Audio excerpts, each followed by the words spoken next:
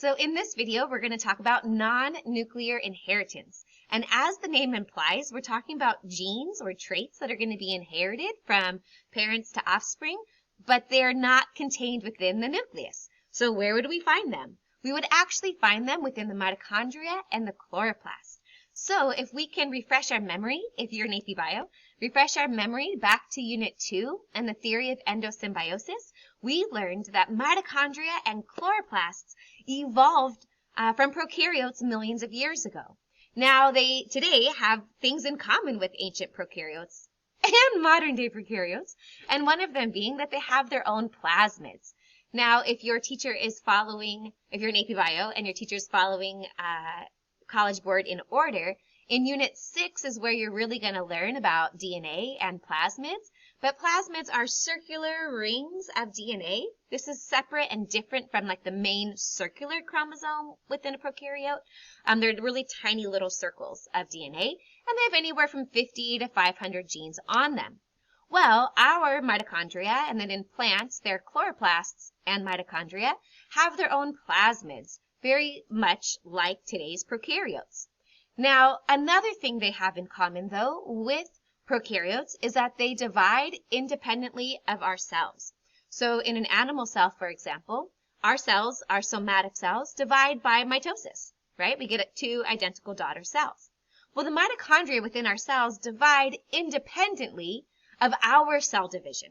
So when they divide by a process called binary fission, which is basically a form of asexual reproduction. So, for example, if I set a goal and I wanted to get in shape, the first week it's really hard running every day, and then as time goes on, it gets easier and easier and easier. Well, one of the reasons it gets easier is because in my muscle cells, my mitochondria are dividing by binary fission, and the number of mitochondria that I have is increasing to make more ATP for my exercise. But my point is, the mitochondria are multiplying and reproducing within my cells independently of my cells dividing. So, why that matters kind of is because the mitochondria and their amounts is separate from like when our cells divide. So in animals, we have two reasons why our cells would divide, right? We have mitosis, which is for growth and repair, and we have meiosis for producing gametes. So in either process, the mitochondria in us are going to be randomly divided into those daughter cells, whether they're gametes or whether they are somatic identical daughter cells, right? So, and in plants, I know I have animal cells here, but in plants it would be the same thing. Plant cells undergo mitosis and meiosis, and their chloroplasts and their mitochondria will be assorted randomly into their daughter cells or their gametes. And so to explain this, I'm going to focus on just the mitochondria. So here I have 3 mitochondria and I have them color-coded. Now let's pretend they undergo binary fission, and now the amount of mitochondria has doubled within this cell. Maybe this is a cell in G2 or something preparing for division. And so let's pretend though in that green cell or green mitochondria, there was a mistake or a mutation when the plasmid underwent DNA replication. Well, now that mitochondria would have different DNA sequence compared to the orange and yellow mitochondria. Now, why that's significant is because now if they were to get separated, that green mitochondria would have slightly different DNA than the other cell on the left with the orange and the yellow. But my point is here, let's go back. My point is that when these animal cells and plant cells divide, the chloroplast and the mitochondria are randomly assorted. They're randomly separated into those two daughter cells, and they don't follow the same, like in mitosis, for example, our cells have a lot of checkpoints and ways to regulate to make sure that the two daughter cells are identical as far as like chromosome number. And in here, we're just basically separating them. Depends where they are in the cytoplasm when cytokinesis happens. Now, when we talk about these traits, though, that are determined by the plasmids within the chloroplast and the mitochondria, they do not follow Mendel's rules because they don't come in like diploid set chromosomes? I don't know, right? So like if I were to talk about eye color, for example, in Mendelian rules, we have options. We could be homozygous dominant, heterozygous, homozygous recessive. But when we're talking about plasmids, this is not a diploid situation. These are circular rings located within organelles. So they don't, like Mendel's rules don't apply. So therefore, anyway, so in a few slides, I have like a pedigree, and we can see how a pedigree of mitochondrial inheritance would be different than a pedigree following Mendel's rules, for example. But before I get to the pedigrees, I do want to also point out that the way these traits in mitochondria and chloroplasts are passed from parent to offspring is going to be through the maternal line. So we'll talk about humans with our eggs. So in human fertilization, it is going to be the egg that contains all the organelles. So the refiar, the Golgi, the nucleus, lysosomes, mitochondria, etc.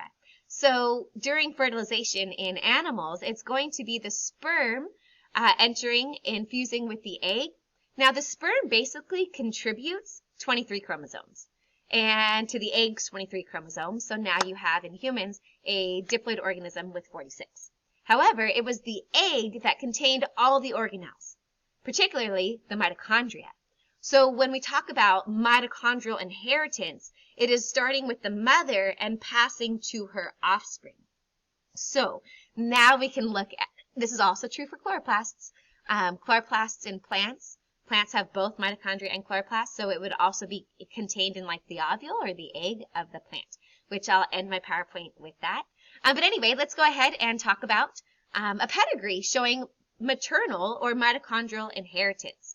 So it doesn't follow either autosomal or sex-linked patterns of inheritance. What you'll notice when you're looking at traits that are determined by mitochondrial genes is that if a mother has that mutation or that trait, it is going to be passed to all of her offspring because it is her egg that is fertilized, and therefore all of her offspring will have her organelles, not the father's. So if I number these individuals here, what I can see is like parents 1 and 2, the mother, number 1, has whatever mitochondrial trait or mutation the pedigree is talking about. And I can see that her 3 offspring, numbers 3, 4, and 6, all have that trait. Now, if I look at the partnership between 4 and 5, I notice that 5 does not have whatever the mitochondrial trait is, and therefore neither of her offspring do.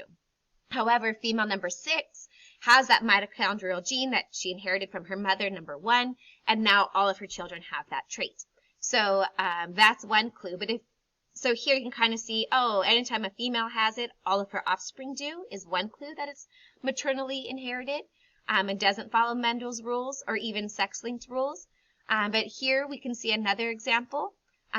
When the mother has the trait, like as in the case of number 1, all of her offspring do. And then at number 7, all of her offspring have the trait. And so this is another example of mitochondrial inheritance. I believe if you try to figure out like sex-linked, like if this was sex-linked recessive, for example, this wouldn't work. If it was sex-linked dominant, this also wouldn't work. So if you do process of elimination, now as far as autosomal is concerned, like autosomal recessive, it may work. You'd have to like do trial and error. But one of the main clues, if you're quick for time and you see a mother has the trait and all of her offspring do, and that's repeated over generations, that is a sign that it is talking about a trait located within the mitochondria that passes through the maternal line. Now, I just want to point out real fast about plants. So plants are cool because they have both chloroplast and mitochondria. Now, they're cool for a lot of other reasons, but we're focused on just that right now.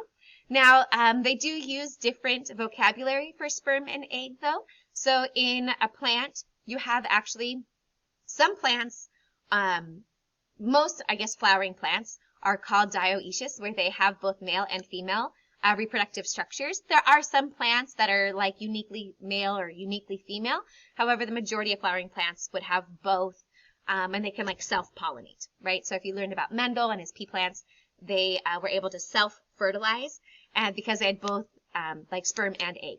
But in a plant, we're going to call the egg version in a plant is called the ovule. So if you're ever presented with a scenario and it's talking about an ovule, that's similar to like an egg in humans. So the ovule is what would contain the organelles within a plant during fertilization. And then pollen is plant sperm. So really the pollen is going to contribute half of the chromosomes, and then it will fertilize the ovule, and then that will form a seed.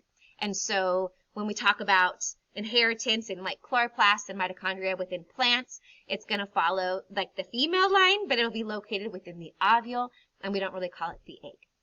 Oh, so here's words for you. So plants contain both mitochondria and chloroplasts, and both will be inherited through the ovule or the female gamete. All right, that is it for me on non-nuclear inheritance. Great job.